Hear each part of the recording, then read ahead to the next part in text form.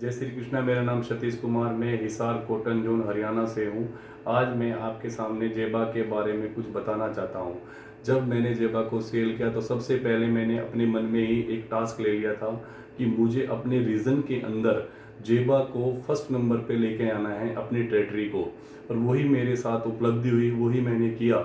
और सरसों के अंदर मैंने 1600 एकड़ में जेबा को यूज़ कराया। जहाँ पर फार्मर बिल्कुल भी कुछ यूज़ नहीं करता, वहाँ पे मैंने इसको यूज़ कराया। वही मेरा सक्सेसफुल रहा, क्योंकि मेरा जो शुरू का टास्क था वो उसमें मैं कामयाब रहा। अगर आपको जेबा को जानना है तो सबसे पहले आपको जेबा को ही पहचानना पड़ेगा, जेबा को देखना पड़ेगा। जहाँ पर आपने अपने खेतों के अंदर, जहाँ पर आपने अपना प्रैक्टिकल किया है, वहाँ पर जाकर देखो, वहाँ पर उस किसान के पास जाओ और उसके खेत में जाके देखो, मिट्टी में जाके देखो, उसके हाथों से देखना पड़ेगा।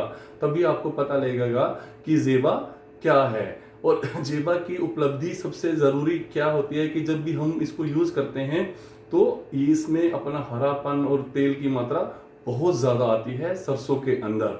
उसी के बाद मैंने दूसरा टास्क लिया था कॉटन के अंदर। कॉटन में भी मैंने कम से कम 2000 एकड़ के करीब इसको मैंने यूज़ कराया है, जेबा को।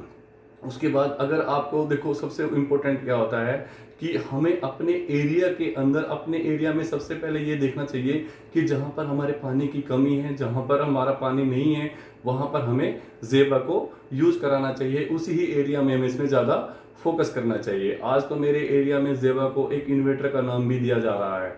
वो लोग कहते हैं कि यार जेबा है तो इन्वेटर है, और इन्वेटर है तो जेबा है। जैसे इन्वेटर क्या करता है कि अपनी सारी लाइट को पहले ही कैप्चरिंग कर लेता है, और उसके बावजूद जब लाइट चली जाती है तो हमें वो देता है आहिस्ता आहिस्ता। ऐसे ही यही करता है, ऐसे ही जेबा करता है कि जब हमारा पानी की कमी रहती है, जो वो पानी को सूख लेता है, और जब पौधे को जरूरत पड़ती है तो वो पानी को दे देता है। धन्यवाद। नमस्कार किसान भाइयों, मेरा नाम ज्ञानेश्वर बुरुड़े, यूपीएल लिमिटेड हिसार। तो आज हम ऐसे एक प्रोडक्ट की उत्पाद की बात करने जा रहे हैं, वो है जेबा। और सबसे पहले मैं आपको एक बात शेयर करना चाहता हूँ। 1 अप्रैल 2020 को मैंने यूपीएल ज्वाइन करी, और उसी मंथ में नरमे की बिजाई स्टार्ट थी। और उस टाइम हमें हमारे सामने जेबा प्रोडक्ट बेचने का प्लान आया। और प्लान आने के बाद अब प्रोडक्ट उस हिसाब से हमने फिल ऑफिसर वाइज डिवाइड करना स्टार्ट किया। और डिवाइड स्टार्ट करने के बाद डेली हम ट्रैक पे वो कर रहे थे कि किसने कितना क्वांटिटी में सेल की है। लेकिन एक दिन ऐसा आ गया कि जो मेरी फील्ड स्टाफ था, उन्होंने मुझे साफ साफ बोल दिया, सर हम ये नहीं बेच सकते, और ये हम कंपनी छोड़ने के लिए भी तैयार हो गए। तो फिर उस प्रोडक्ट उसके कारण में उसके पीछे कारण देखा तो प्रोडक्ट कॉस्टली था, और कॉटन जैसे फसल, नॉर्मल फसल में, जो कम प्रॉफिट देने वाली फसल में जेबा बेचना बहुत ही टफ जॉब था।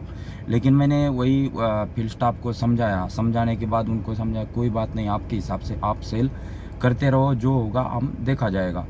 और आगे फिर आपको एक और बात शेयर करना चाहता हूँ कि ऐसी एक सिचुएशन आ गई कि जब पकने का टाइम था, फसल पकने का टाइम था, सीजन में टाइम था, और काफ़ी जगह पे जो फसल है वो बारिश पे होती है, और बारिश टाइम पे ना होने के कारण वहाँ पे फसल जलने की समस्या स्टार्ट हो गई।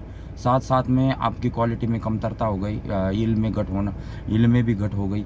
तो हमने उसी पॉइंट पकड़ के हमने किसानों को पहली चीज़ हमने टीम स्टाफ को समझाया, वो बातें स्टाफ को समझाने के बाद हमने रिटेलर को भी समझाया, हमने डिस्ट्रीब्यूटर को भी समझाया।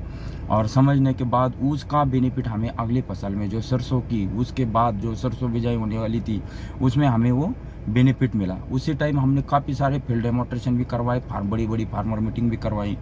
हमने वो जो पॉइंट था वो पॉइंट पकड़ के हमने लोगों को समझा के वो सेकंड फसल में भी हमने लगभग वो माल अच्छी तरह से लिक्विडेट किया। तो लगभग मेरे हिसाब से 1500 से 2000 एकड़ का हमने दो फसल में, नरमे में और सरसों में जेबा लिक्विडेट किया था। तो सेम कंडीशन में आप इस करंट साल की बताना जा रहा था। करंट इसी साल भी हमने कॉटन का अच्छी तरह का प्लान किया था। कम से कम 2 से 2,500 एकड़ का प्लान किया था, और हमने लगभग 1500 एकड़ तक वो कामयाब भी हुए हैं। और आगे भी अभी सरसों की दोबारा फिर से बिजाई आ रही है, हम अच्छी तरह से एकड़ का प्लान करने जा रहे हैं, और इसमें भी हम कामयाब होंगे, हमें पता है। नमस्कार, मेरा नाम रमन बिश्नोई।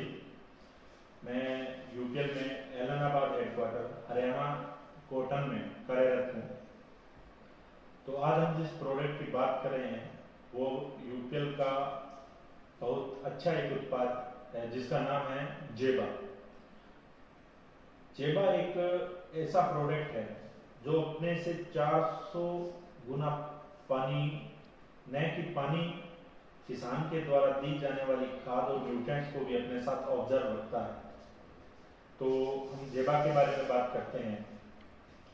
लास्ट ईयर जब मैंने जुलाई में ज्वाइन किया था यूपीएल को, तो उसके बाद अगस्त का मंथ निकलने के बाद सितंबर में यहाँ पे सरसों की बिजाई चालू हो जाती है और हमने जेबा को सरसों के ऊपर सेल करना था।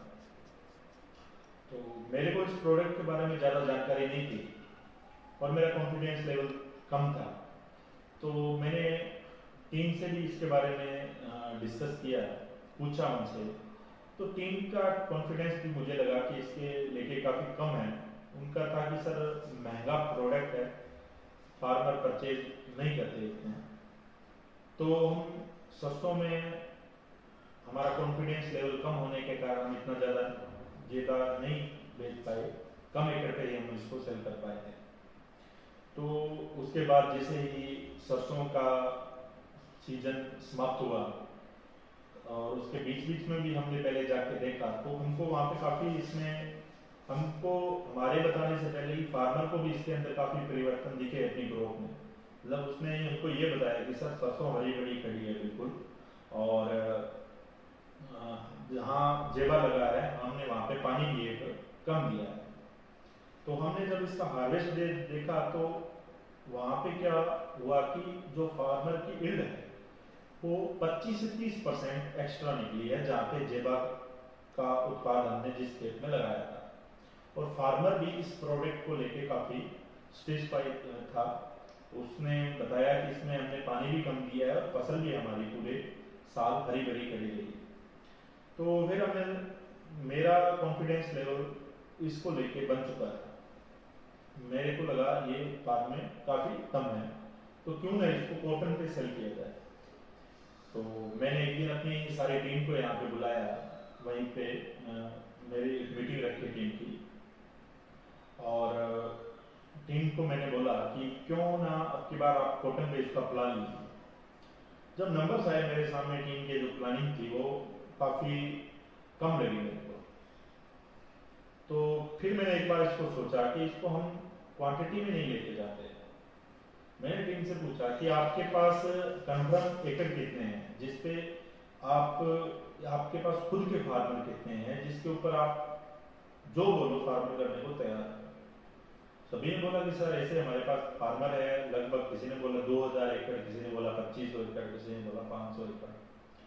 तो मैंने कहा क्यों ना आप ऐसा करते हैं, हमने ये सारे एकड़ कवर नहीं करने, हम क्या करेंगे, आपने क्या करना है, आप चाहेंगे आधा एकड़ कवर करो।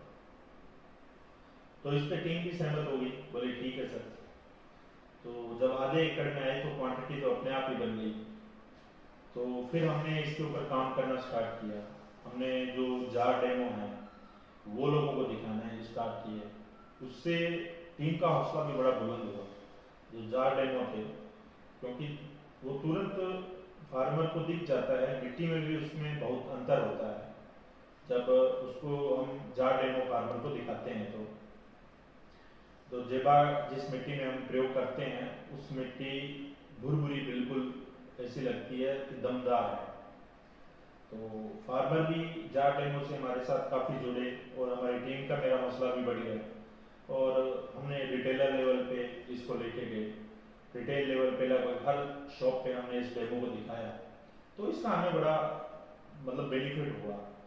फार्मर को दिखाया तो उसका भी बहुत बेनिफिट हुआ और हमने इसे करते करते कॉटन में लगभग 9000 एकड़ का जेबा हमने बेच दिया। तो अब हम कॉटन की फसल जैसे अभी चल रही है, तो जब हम उन फार्मरों से मिलते हैं और जेबा के बारे में पूछते हैं तो एवरी फार्मर, हर फार्मर अपने प्रोडक्ट जेबा को लेके सेटिस्फाइड। उनका एक ही है कि सर हमारा कॉटन बड़ा हरा भरा खड़ा है और हमने पानी की ज़रूरत भी कम पड़ी है।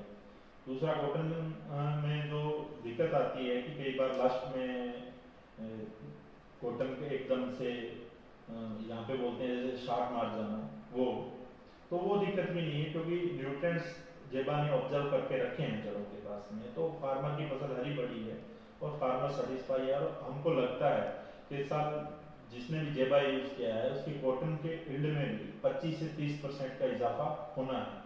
तो अब मेरी और मेरा टीम सबका इस उत्पाद को लेके फुल हम कॉन्फिडेंट हैं और हम सभी यही कहना चाहेंगे कि जेबा दे उम्मीद से ज़्यादा।